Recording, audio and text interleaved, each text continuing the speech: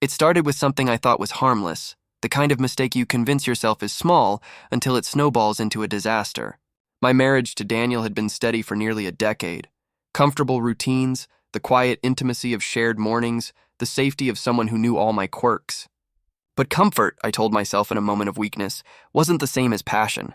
I let myself get swept into an affair with a coworker, believing it would be a secret indulgence, nothing serious, nothing lasting. I thought I was in control. What I didn't know was that Daniel had already begun to notice the cracks. He never confronted me with shouting or suspicion. He never accused me outright. Instead, he played the role of the attentive husband while in silence he began to prepare. I only found this out much later, piecing the story together like a detective reconstructing her own crime scene.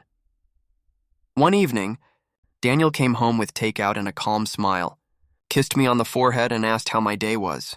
It was the same calmness he showed the night he discovered the messages on my phone. He had borrowed it to check a weather app while his was charging and saw the thread that unraveled everything. But instead of rage, he carried that knowledge like a secret weapon. He never let on. Over the next month, Daniel made moves I didn't notice. He spoke with a realtor. He closed our joint savings account and shifted funds legally into an account I couldn't touch. He found a lawyer and mapped every step of what would come. And then, without warning, he struck. I came home from work one Friday to find the house eerily empty. Not stripped bare, but clearly in transition. Papers were stacked on the counter, the finalized sale documents for our house. My name was there, but forged in a way that made my stomach drop.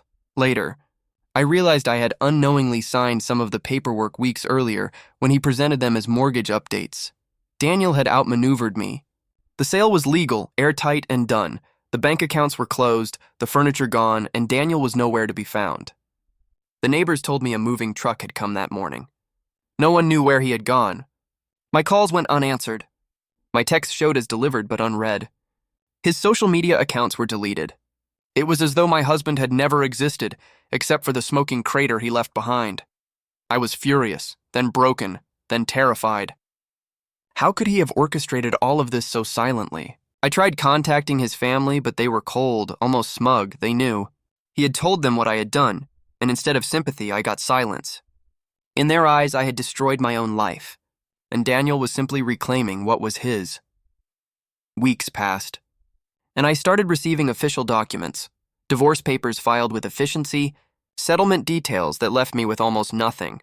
He had timed it perfectly, using evidence of my infidelity to tilt the balance completely in his favor. Everything we had built, the house, the savings, the life, was now his, and I was left with my guilt and a rented apartment that echoed with loneliness. The most haunting part wasn't the loss of the money or the house, it was his disappearance. Daniel had always been steady, predictable, rooted. To know that he could vanish without leaving a trace, that he could walk away from everything we shared without looking back, unsettled me more than any punishment. His silence was the sharpest revenge. Some nights I still replay our last conversations looking for hints. Did he know then? Was every smile a mask? I'll never know. All I do know is that my betrayal set a fuse, and Daniel lit it quietly, patiently, until the explosion left me standing in the rubble alone. His revenge wasn't loud or messy. It was precise. And then, like smoke, he was gone.